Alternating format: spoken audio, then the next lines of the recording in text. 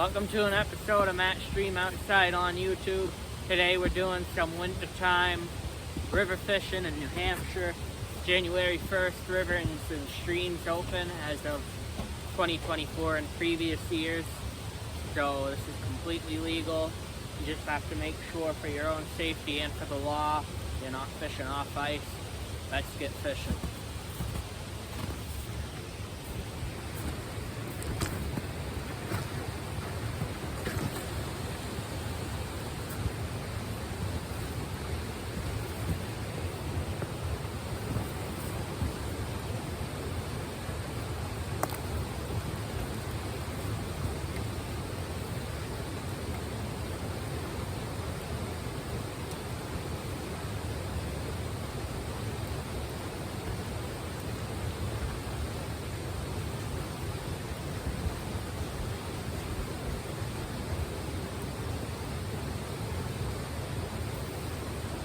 Notice, I think it's actually a lot higher. Because remember the rocks that stick up over there? Yeah, and rocks used to stick up where I just casted.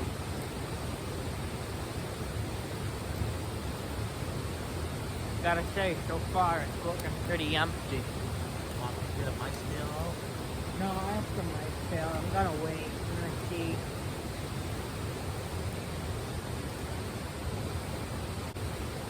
Try that big one you cut that rainbow with it after this one a few times.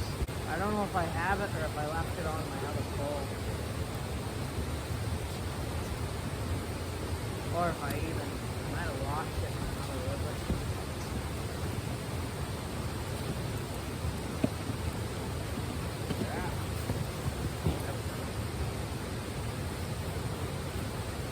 Yeah, you be the tackle boy.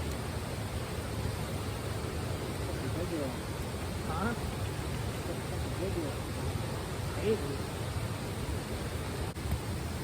Switching up lures now. Need to get my cutters in the top of that. If you shut the thing, it's in a little top compartment.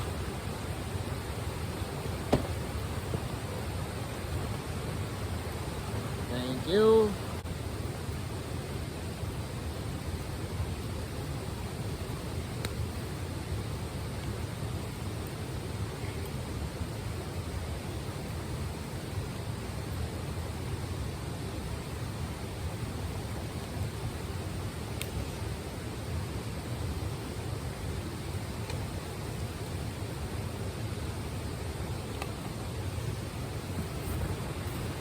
Alright, try a couple casts with this.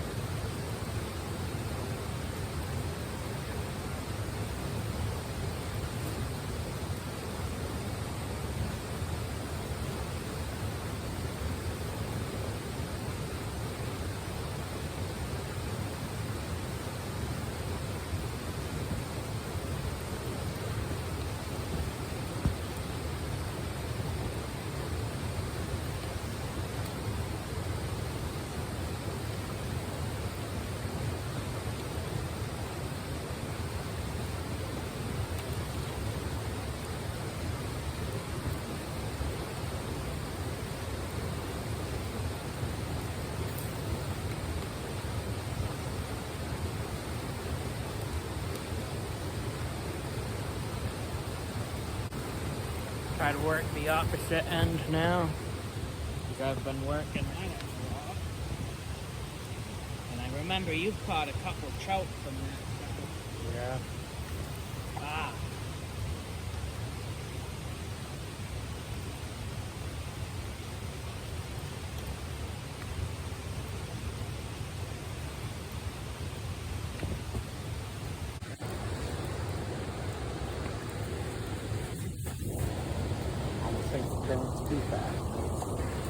Seems like it.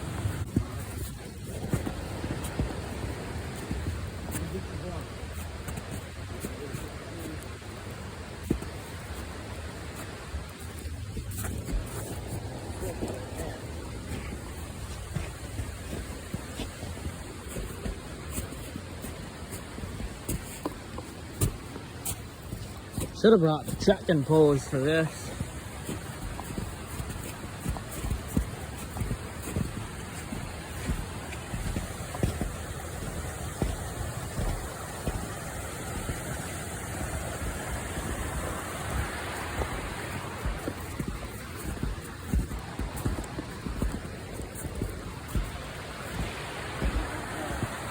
Huh?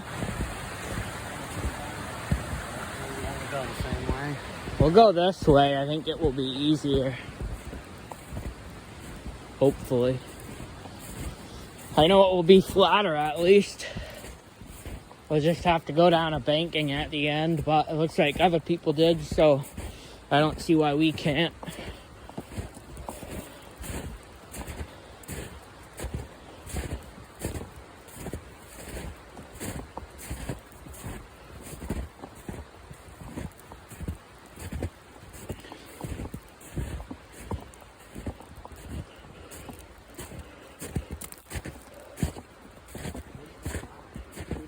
To the right.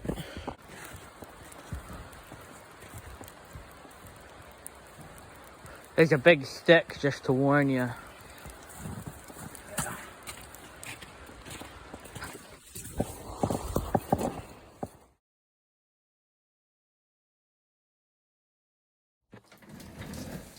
So, just quickly before I wrap this video up, I want to go over a few things about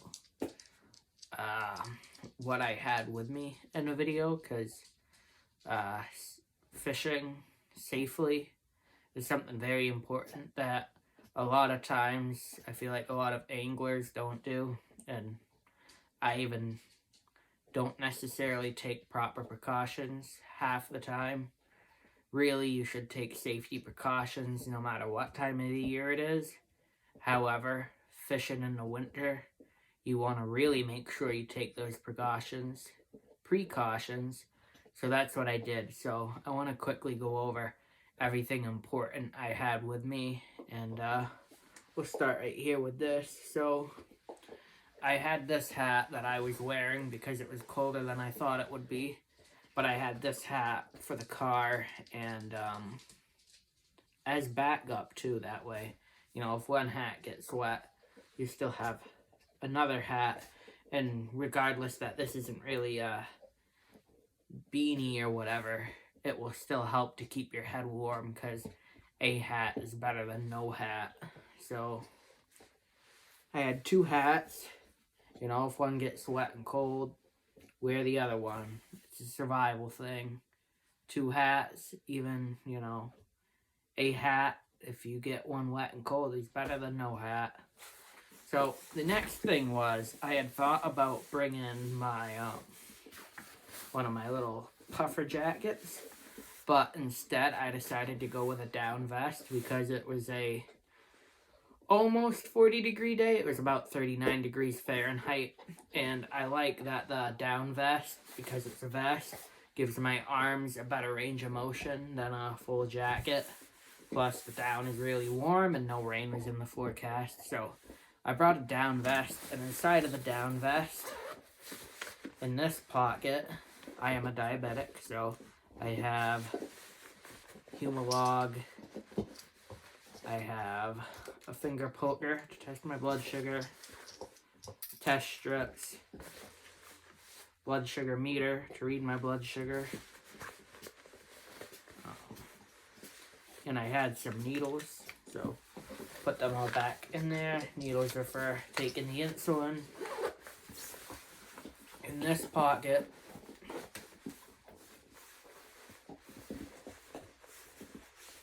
I have my glove liners.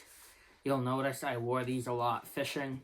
Glove liners are very important if you do winter fishing, in my opinion.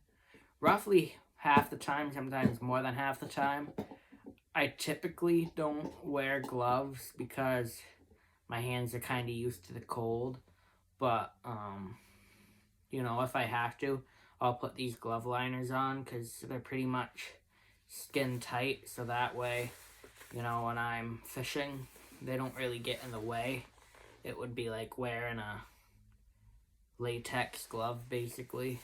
So they don't really restrict me from doing too much besides tying a knot. Dog just tossed the ball. Oh boy, here she comes. She's gonna knock. I'm not using my tripod right now, and you'll see why in a minute when I get the ball for her. Ow. Hit my finger by accident, but anyway. So inside of my vest, I have two little pockets, and inside those pockets, I have a juice box in this one. Once again, because I'm a diabetic, gotta have juices in case I get a low blood sugar. And I have a juice in this one. Once again, that way I can easily unzip my vest and access them. Sugar Daisy. Alright, so I'm actually resting the phone on a box, and my dog just slammed the ball into the box, which knocked the phone over. But, rolling again. I'm wearing wool socks. Wool socks are very important to have in the wintertime. And I found thick socks actually help cushion. They're way more comfortable than thin socks. And, you know, wool is just really nice. So now we're going to go over to what I had in the pack.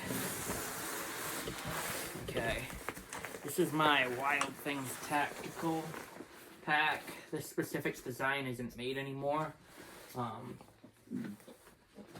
I believe at the time this was made for mountaineering from what I can find on the internet.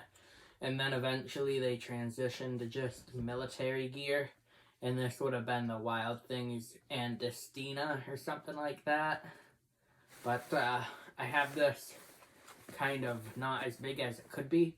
It's basically a regular backpack, but you can take the lid off, scrunch the sides down, and make it into a day pack, which is kind of nice.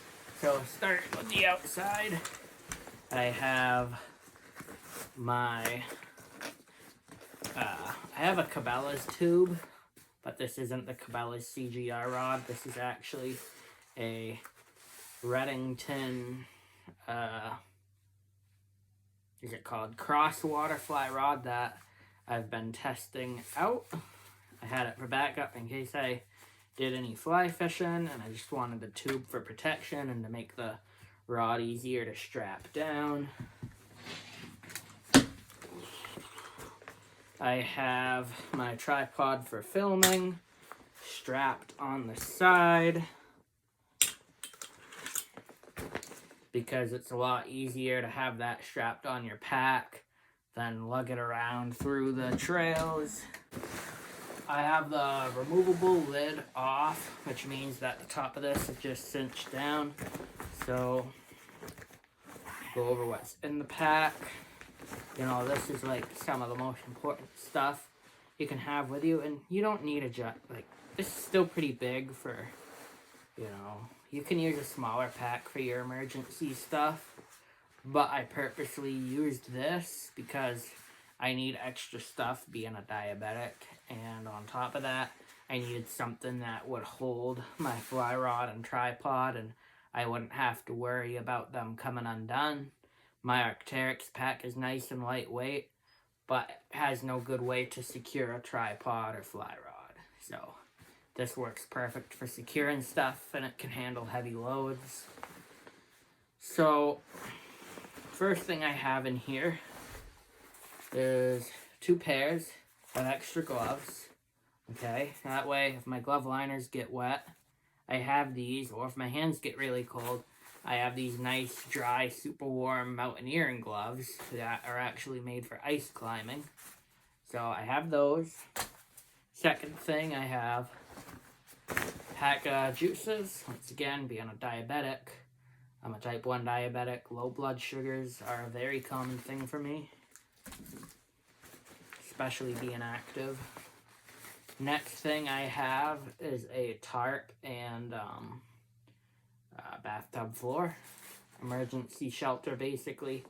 Small and light enough. You know, if it starts downpouring, if an absolute worst case scenario happens, having that emergency shelter is very important. Next thing, because I often don't bring it, is just a cheap, like, Chinese $1 poncho I have. I've used it a couple times. It is waterproof. Waterproof than, like, I have an REI rain jacket. It's not waterproof at all. I do have a regatta rain jacket, which is waterproof, but the problem with that is it's really heavy and thick. But I found that for such a thin, cheap material, this is surprisingly waterproof, and it's easily packable, so that's what I went with. I have paracord, emergency shelter, and lastly, I have a super compressible, I can't remember if it's down or something else, but super compressible, it might be synthetic, I think, Kajaro blanket, and, you know, in case, you know, something happens, it being winter, you fall in the water, just having some sort of warmth or getting into a survival situation, very important to have. And yeah, one of the most important things you can have in the winter, so, is this polyester shirt, because it's not cotton, so it's moisture wicking. So if you sweat, it will keep you, it will dry quicker or whatever. Even though I'm not a big fan of polyester because it bothers my skin, but it is what it is when it comes to sweat and staying dry. So spare shirt, in case you fall in the water, get wet, get hypothermic, any number of scenarios. Obviously spare pants. Now obviously you could bring spare underwear, which is kind of funny, but you don't really have to, because if you're trying to save weight, if you don't want 100 pounds on your back, all you really need is the pants. So in an emergency, I mean, it's not going to be the end of the world if you don't have extra underwear in an emergency. That's what I have in that part of my pack. Now the rest of what I'm going to show, except for a few things, are kind of non-essential, but essential if you're fishing. Well, not really, but you'll see. Just going to show everything in my packs, because why not? So, opening this part, I have my box of streamers, most of which are homemade except for like 2. I tie most of my own streamers because I like tying streamers for fly fishing. I have my fly reel. It's a Cabela's RLS2 with some Rio fly line and Rio backing, and of course a tapered leader.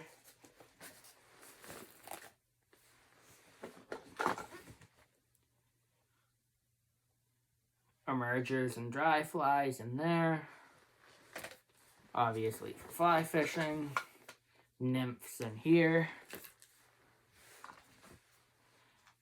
some little worm flies I tied, indicators, gink, tin split shot,